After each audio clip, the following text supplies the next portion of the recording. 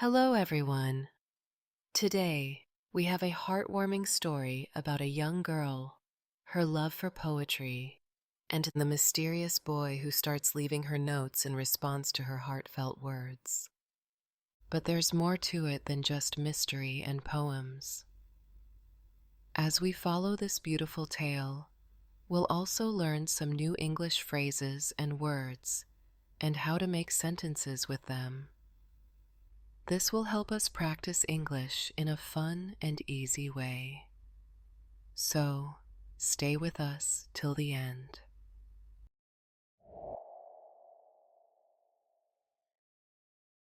Mia loved to write poems. Her notebook was her treasure, filled with thoughts and feelings she could never share aloud. Each page held her joys, fears, and secret dreams. Mia carried it everywhere, clutching it tightly as if it held the key to her soul. One windy afternoon, Mia was sitting on the school steps. She was daydreaming, as she often did, watching the clouds drift by. When the bell rang, she quickly grabbed her things and hurried off, not noticing her notebook had slipped out of her bag. It lay there, unnoticed, until someone else found it. Mia soon realized her notebook was missing. Panic swept over her. She searched her bag, her desk, and the classroom, but it was gone. Her heart sank at the thought of someone reading her private words. Who could have taken it?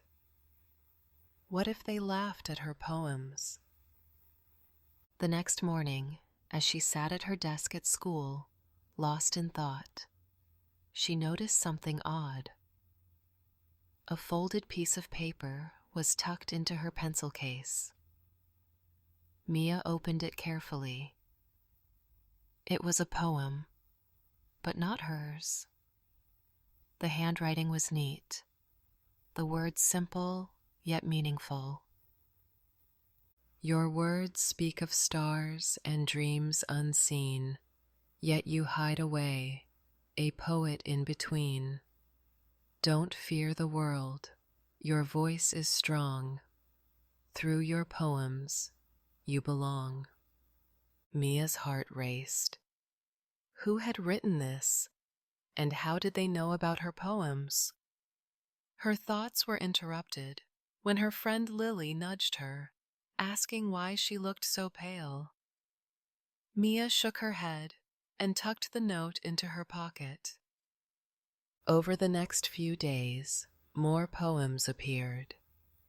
One was slipped into her locker, another placed inside her textbook, and a third under her desk.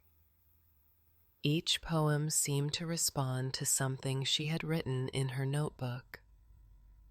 Whoever was writing them understood her deepest thoughts and emotions. At first, she felt nervous, but soon she grew curious. The mystery boy, if it was a boy, wasn't mocking her. He was encouraging her, inspiring her to keep writing. Mia began leaving notes of her own. She wrote questions in simple lines, hoping for answers. You read my poems, but who are you? A stranger, a friend, a mystery too? Show yourself and let me see the face of one who understands me. The next day, a reply came, left on her desk during lunch. In time you'll know, though now it's unclear. I'm just someone who sees your heart sincere. Keep writing, don't stop. Your voice must shine, for every word you write is a gift, divine. Mia's curiosity turned to determination. She wanted to find him. She stayed late after school, pretending to read in the library, She watched her surroundings closely, hoping to catch a glimpse of someone slipping a note into her bag or onto her desk.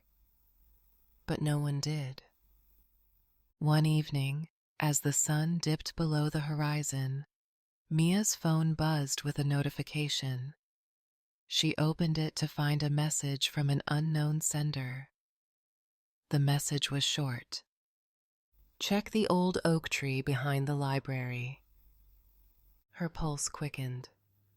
The oak tree was a quiet spot where students rarely went. Gathering her courage, Mia walked to the tree just as the last rays of sunlight faded.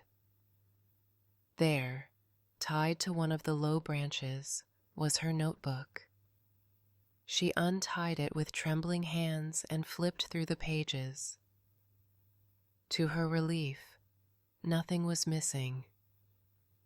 But at the very back, a new poem was written in the same neat handwriting. "Your words are safe, your heart is free, but now it's time for you to see.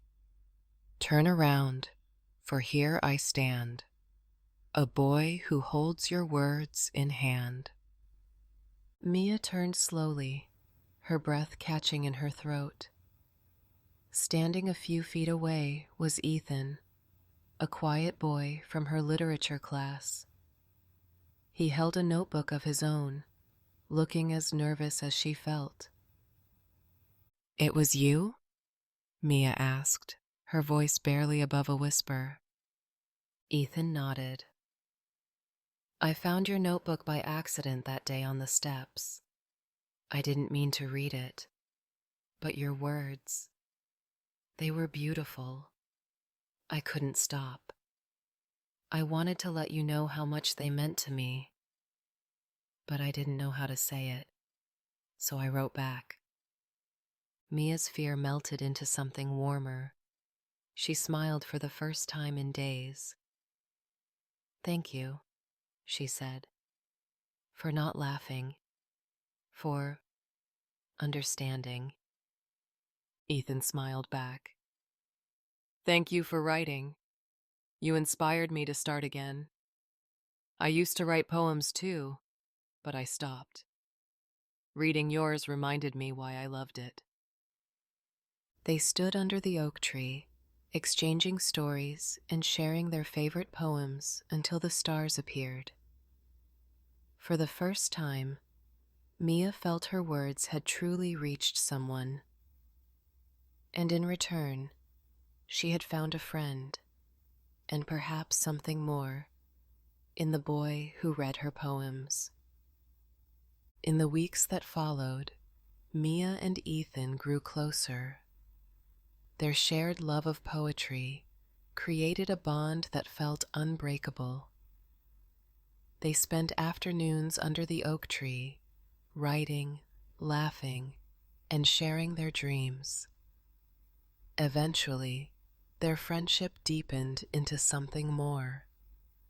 One evening, as the sun set in a blaze of orange and pink, Ethan confessed his feelings. With a shy smile, Mia admitted she felt the same. It was the beginning of a love story that felt like it belonged in one of their poems. But not everyone was happy. Mia's parents soon found out about their relationship. Her father, a practical man, worried that Ethan's love for literature and poetry wouldn't provide a stable future. "A poet?" he said, shaking his head. "That's not a career, Mia. He won't be able to take care of you." Her mother agreed, and they forbade Mia from seeing Ethan. Heartbroken, Mia tried to explain that Ethan was more than just a poet. He was kind, thoughtful, and full of potential. But her parents wouldn't listen. "Focus on your studies," her father said firmly. "Forget about him." Mia and Ethan were devastated. They tried to stay apart, But it was impossible. Their connection was too strong. During breaks between classes, they would exchange fleeting glances. Sometimes, Ethan would slip a poem into her bag, and Mia would write back, hiding her replies where only he could find them. As the final exams approached, they resolved to focus on their studies, promising to meet again when the time was right. After the exams, the school held a graduation ceremony. The air buzzed with excitement as students celebrated their achievements. Mia felt a mix of emotions, pride in her accomplishments, and sadness at the thought of parting ways with Ethan. She stood with her classmates, clapping as names were called. Then, something unexpected happened. Ethan walked onto the stage to deliver the valedictorian speech. Mia's jaw dropped. She had no idea he had been at the top of their class. He spoke with confidence and grace, thanking his teachers and classmates for the memories they had shared. Then, near the end of his speech, he said something that made Mia's heart skip a beat. "I'd also like to thank someone special," Ethan said, looking directly at Mia, "for reminding me of the power of words and the courage it takes to share them. This journey wouldn't have been the same without you." After the ceremony, Mia's parents approached her, their expressions unreadable. Before she could say anything, a tall, distinguished man joined them. He introduced himself as Ethan's father. To Mia's surprise, Ethan's family was well known in the business world. His father explained that Ethan had chosen to attend their small-town school because it was where his late mother had studied. "I've heard about your story," he said warmly, "and I want you to know that we support you both, but only if you promise to finish your studies first." Mia's parents exchanged glances. Their concerns about Ethan's future melted away. Relieved, they agreed to let Mia and Ethan continue their relationship as long as they focused on their education. Overjoyed, Mia and Ethan hugged, their hearts full of hope. They were both accepted into the same university, where they planned to pursue their dreams while building a future together. Under the oak tree where their story began, they promised to keep writing their poems, their dreams, and the next chapters of their lives. And this time, they would write them together. What a lovely story that was. It taught us how love and understanding can overcome challenges. Today, we also learned some new English words and phrases to help us improve our language skills. Remember, practicing a little every day makes learning English fun and effective. Keep practicing, keep improving, and don't forget to subscribe for more stories. Thank you for watching, and I'll see you in the next story.